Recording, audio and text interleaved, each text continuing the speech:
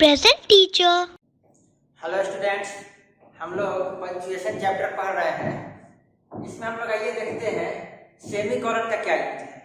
ठीक है, पहले देखिए क्या लिखा हुआ है। Semicolon indicates a pause. Semicolon क्या बताता है? पॉज बताता है। पॉज का मतलब क्या होगा? रुकना, थोड़ी देर के लिए रुकना। ठीक है, of greater importance than a comma but shorter than full stop.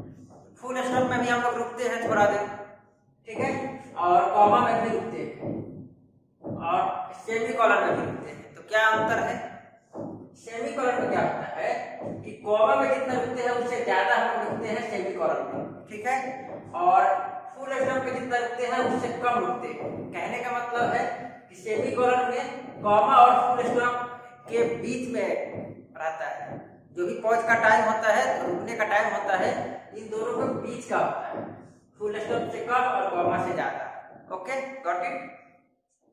ये तो हो गया सेमीकोलन में रुकते कितना देर है, ठीक है, पॉज कितना समय का होता है। आइए यूज देखते हैं, यूज क्या है। The first use is to separate items, words और phrases in a list that already contains commas. ठीक है, कोई चीज का लिस्ट बना रहे हैं तो उसमें क्या होता है, सेम टाइप का चीज जो होता है उसको हम लोग लिस्ट में रखते हैं। ठीक है, लेकिन कभी कभी क्या होता है तो उसके लिए हम लोग कॉमा का यूज कर लेते हैं। ठीक है, जैसे book comma pen comma pencil comma eraser, ठीक है, कॉमा नोटबुक, ठीक है, ये सब कॉमा से यूज करके हम लोग सेपरेट कर लेते हैं लिस्ट ऑफ आइटम्स को। लेकिन कभी कभी क्या होता है कि कुछ लिस्ट ऑफ आइटम्स में जो कॉमा लगा हुआ है उसके बाद भी सेपरेट करने की जरूरत पड़ती है। तो उस केस में हम लोग, कॉमा तो ऑलरेडी लगा हुआ है, तब हम लोग लगाते हैं सेमीकोलन। जैसे देखिए, during his Europe tour, Europe गया था घूमने कोई, ठीक है, उसी के बारे में लिखा हुआ है। During his Europe tour he travelled to Brussels Belgium, Frankfurt Germany, Lisbon Portugal and Paris France. ठीक है, तो क्या समझे? अब देखिए, ब्रुसेल्स बेल्जियम के अंदर एक सिटी का नाम है, ठीक है, फ्रैंकफर्ट जर्मनी के सिटी का नाम है, लिस्बन पोर्तुगाल का सिटी का नाम है, ठीक है, और पेरिस फ्रांस की सिटी का नाम है। Got it? तो यहाँ पे हम लोग केवल कॉमा लिखेंगे तो काम नहीं चलेगा। कॉमा से तो हम लोग सेपरेट कर दिए ब्रुसेल्स और बेल्जियम को, ठीक है। अब ब्रुसेल्स और बेल्जियम एक ही कंट्री के अंदर है ना, बेल्जियम का कैपिटल है ब्रुसेल्स, ठीक है। तो ये जो सिटी है ब्रुसेल्स, ये बेल्जियम के अंदर है, और फ्रैंकफर्ट जो है वो जर्मनी के अंदर है, ठीक है। तो ये तो अलग अलग हम लोग सेपरेट कर दिए, ब्रुसेल्स और बेल्जियम को कॉमा लगाकर, ठीक है, फ्रैंकफर्ट को जर्मनी से सेपरेट कर दिए कॉमा लगाकर। लेकिन अगर इन दोनों को सेपरेट करना हो तो एक साथ इन दोनों को सेपरेट करना हो तो इसके लिए हम लोग क्या लगाते हैं? सेमीकोलन। ये देखिए सेमीकोलन है। सेमीकोलन कैसे लिखते हैं? ऐसे, ठीक है, इस तरीके से सेमीकोलन होता है। ओके, तो क्या समझे? ये जो है ब्रुसेल्स बेल्जियम को हम लोग अलग किए जर्मनी, फ्रैंकफर्ट जर्मनी से, और इन दोनों को अलग किए लिस्बन पोर्टुगल से, ठीक है, और इन सबको अलग किए पेरिस फ्रांस से। तो क्या समझे? अगर ऑलरेडी कॉमा में कोई चीज को सेपरेट किया गया, फिर भी अगर सेपरेट करने की जरूरत पड़े, उसको और ज्यादा सेपरेट करने की जरूरत पड़े, तो हम लोग उसको सेमीकोलन से सेपरेट करते हैं, ठीक है, क्योंकि कॉमा तो ऑलरेडी लगा हुआ है, आप कॉमा नहीं लगा सकते हैं। Got it? दूसरा क्या यूज है देखिए, टू सेपरेट कोऑर्डिनेट क्लॉज। आप लोग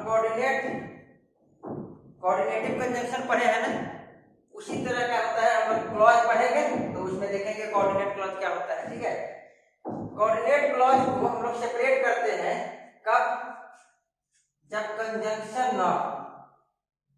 कोऑर्डिनेट क्लॉज में क्या होता है, हम लोग कंजंक्शन यूज करते हैं ना, कोऑर्डिनेटिंग कंजंक्शन आप लोग पढ़े होंगे, फर्स्ट टाइप था, ठीक है। तो कोऑर्डिनेटिंग कंजंक्शन में हम लोग कंजंक्शन जैसे फाइन बॉयज का यूज करते हैं ना, फाइन बॉयज का, तो वो अगर नहीं हो तो हम लोग उसकी जगह पे सेमीकोलन का यूज करते हैं। जैसे देखिए it got darker and quieter, काफी अंधेरा हो गया, काफी शांत हो गया कोई, ठीक है, जगह। द विंड्स गॉट कोल्डर, हवा भी ठंडी हो गई, ठीक है। We stayed inside the house, तो हम लोग घर के अंदर ही रुके रहे, ठीक है। तो यहाँ पे देखिए, यहाँ पे कोई भी कंजंक्शन का यूज नहीं हुआ है। इन दोनों को जोड़ने के लिए it got darker and quieter, the winds got colder, इन दोनों को जोड़ने के लिए कोई कंजंक्शन का यूज नहीं किया गया है, ठीक है। जब कंजंक्शन का यूज नहीं किया जाएगा तो सेमीकोलन का यूज होगा, ओके। देखिए इन तीनों को जोड़ने के लिए हम लोग कंजंक्शन का यूज नहीं किए हैं, तो यहाँ पे सेमीकोलन का यूज होगा। ये कंप्लीट एक ही सेंटेंस है जो यहाँ से स्टार्ट हो रहा है इट से लेकर के फुल स्टॉप तक, ठीक है। ये एक ही सेंटेंस है, लेकिन अगर कंजंक्शन का यूज नहीं किए हैं तो हम लोग क्या कर रहे हैं, तब सेमीकोलन का यूज करके उसको जोड़ रहे हैं, ठीक है। सेंटेंस को कंप्लीट कर रहे हैं, मीनिंग को कंप्लीट कर रहे हैं, लेकिन उसका क्या है, पार्ट अलग रहेगा, गॉट इट। और उसको अलग करने के लिए हम लोग सेमीकोलन का यूज करेंगे। तो ये मेजर यूजेज हैं सेमीकोलन के, ठीक है। अब देखते हैं कॉलन, कॉलन का क्या यूज है, कॉलन कैसे लिखते हैं बताइए। कॉलन ऐसे ऐसे लिखते हैं ना, देखे होंगे आप लोग लिखा हुआ, तो ये है कॉलन, ठीक है। इसका क्या यूज है, to introduce a list of item, कोई चीज का लिस्ट बनाना हो तो हम लोग उसको कॉमा कॉमा करके तो लिखते हैं, ठीक है। लेकिन लिस्ट बनाने से पहले उसको हम लोग क्या करते हैं, कॉलम लगाते हैं। जैसे देखिए the most popular sports in school are, school में जो मोस्ट पॉपुलर स्पोर्ट्स हैं वो कौन कौन से हैं, बैडमिंटन, क्रिकेट, फुटबॉल, ये सब है ना। तो देखिए इन सब को तो हम लोग कॉमा से सेपरेट किए हैं, देखिए यहाँ कॉमा लगा हुआ है, ठीक है। लेकिन इस लिस्ट को लिखने के लिए हम लोग कॉलम का यूज कर लेते हैं, देखिए यहाँ कॉलम है, इस कॉलम का यूज करके हम लोग लिस्ट का नाम लिखते हैं। जैसे जितने भी स्पोर्ट्स के नाम लिखे हुए हैं ना, स्पोर्ट्स का नाम लिखने से पहले हम लोग कॉलम लगाएंगे, ओके। तो ये है यूज, क्या यूज है, लिस्ट ऑफ आइटम को इंट्रोड्यूस करना हो तो हम लोग कॉलम से इंट्रोड्यूस करते हैं। जैसे यहाँ कॉलम लगा दिए, अब जो है उसको लिख रहे हैं, ठीक है। सेकेंड यूज क्या है, सेकेंड यूज है to separate the hour and minute, time बताने के लिए हम लोग आवर और मिनट हैंड का यूज करते हैं और उसको लिखते हैं। तो उसको सेपरेट करने के लिए हम लोग कॉलम का यूज करते हैं। जैसे I woke up at 8:30 AM today, यहाँ पे देखिए, यहाँ पे कॉलम से आवर को और मिनट को अलग अलग सेपरेट किए हैं, आवर और मिनट को कॉलम लगाकर सेपरेट किए हैं, गॉट इट। तो सेकंड यूज क्या है, टाइम बताने के लिए हम लोग आवर और मिनट को सेपरेट करने के लिए कॉलम का यूज करते हैं, गॉट इट। डैश का क्या यूज होता है, पहले डैश इसको कहते हैं, डैश ये है, ऐसे हम लोग लिखते हैं ना, ऐसे, ठीक है। तो ये क्या है, डैश, गॉट इट। क्या यूज है, to use an additional information, किसी सेंटेंस में किसी चीज के बारे में कुछ एडिशनल इंफॉर्मेशन देना होता है तो हम लोग डैश लिख करके उसके बारे में एडिशनल इंफॉर्मेशन देते हैं। जैसे देखिए द कैमरा और DSLR was stolen from hotel room, जो कैमरा था वो होटल रूम में से चोरी हो गया, ठीक है। अब यहाँ पे बताइए, ये डैश यूज करके क्या किए हैं, कैमरा का टाइप बताया है, एडिशनल इंफॉर्मेशन दिया है ना। कैसा कैमरा, DSLR कैमरा, ठीक है। कैमरा कैसा है, DSLR है। तो यहाँ पे कैमरे का टाइप बताना है, कैमरे के बारे में एक्स्ट्रा इंफॉर्मेशन देना है, तो हम लोग क्या किए, डैश का यूज कर दिए, ठीक है।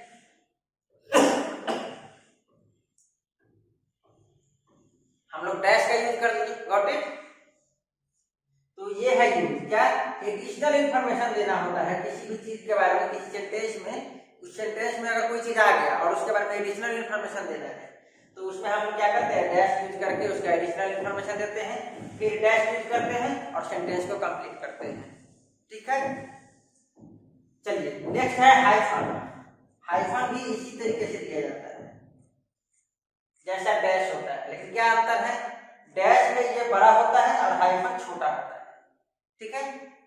डैश जो है ये बड़ा होता है और हाइफन छोटा होता है, गॉट इट। ये है हमारा डैश और ये है हाइफन, ओके।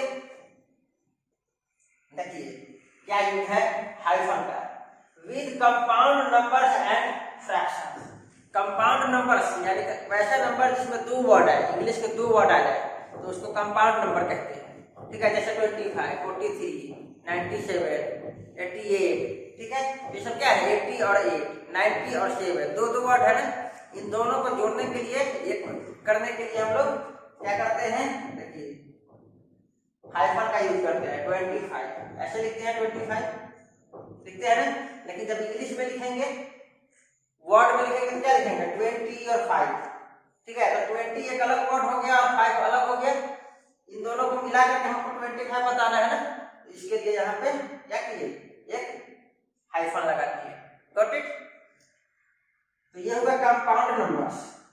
फ्रैक्शंस को बताने के लिए भी हम लोग क्या यूज करते हैं, हाइफन का यूज करते हैं। फ्रैक्शंस जैसे 1/3 होता है ना, 1/3, इसको हम लोग 1/3 ऐसे भी लिखते हैं, कुछ लोग ऐसे 1/3 और ऐसे भी लिखते हैं। ये 1/3 है, 1/3 है, इसको हम लोग क्या कहते हैं, उसको हम लोग प्रॉपर वर्ड में क्या कहते हैं, इंग्लिश वर्ड में 1/3। ठीक है, एक का तीसरा भाग। तो 1/3 जो है, तो 1 अलग एक वर्ड है और 3rd एक अलग वर्ड है ना। इन दोनों को, ये दोनों मिलकर एक ही चीज के बारे में बता रहे हैं ना, 1/3 के बारे में। तो यहाँ पे क्या किए, एक हाइफन का यूज किए। तो फ्रैक्शन बताने के लिए हम लोग हाइफन का यूज करते हैं, कंपाउंड नंबर्स को बताने के लिए हाइफन का यूज करते हैं। Got it. और कंपाउंड वर्ड्स को बताने के लिए भी हम लोग हाइफन का यूज करते हैं। कंपाउंड वर्ड मींस 2-3 वर्ड मिलकर के कोई एक चीज के बारे में बताया, तो उसके लिए हम लोग हाइफन का यूज करते हैं। जैसे here is your sugar free coffee. ये शुगर फ्री दो वर्ड तो दिख रहे हैं, पर ये एक्चुअली दोनों मिलकर एक वर्ड हो गए। शुगर तो है, कैसा, शुगर फ्री। ठीक है, ये कॉफी है, कैसा कॉफी है, ये शुगर फ्री यानी शुगर रहित है। ठीक है, उसमें शुगर नहीं है। तो ये दोनों मिलकर के एक वर्ड हो गया। कौन कौन सा, शुगर और फ्री। सेपरेटली अलग अलग वर्ड होते हैं, लेकिन इन दोनों को मिला करके अगर एक चीज के बारे में बताया जाए तो उसके लिए हम लोग हाइफन का यूज करते हैं। देखिए वहां हाइफन है। ओके, जैसे sister in law is a doctor. अब यहाँ पे सिस्टर, इन और लॉ तीनों अलग अलग वर्ड होता है ना इंग्लिश में, लेकिन ये तीनों वर्ड मिल करके किसी एक पर्सन के बारे में बता रहे हैं ना, किसी एक पर्सन के बारे में बता रहा है ना। तो यहाँ पे क्या हो गया, यहाँ पे हाइफन यूज करेंगे। Got it. और हाइफन जो होता है उसकी लंबाई जो होती है डैश से छोटी होती है। हाइफन की लंबाई डैश से थोड़ी सी छोटी होती है। ओके, तो ये था कंप्लीट पंक्चुएशन चैप्टर। ठीक है, पंक्चुएशन या पंक्चुएशन मार्क, जिसमें हम लोग पढ़ते हैं अलग अलग तरह के सिंबल्स का यूज करते हैं, कॉलन, सेमीकोलन, कॉमा। ठीक है, और क्या पढ़ते हैं, कैपिटल लेटर का यूज इसी में हम लोग पढ़ते हैं। ठीक है, आई होप ये सब आपको क्लियर हो गया होगा। Okay, thank you.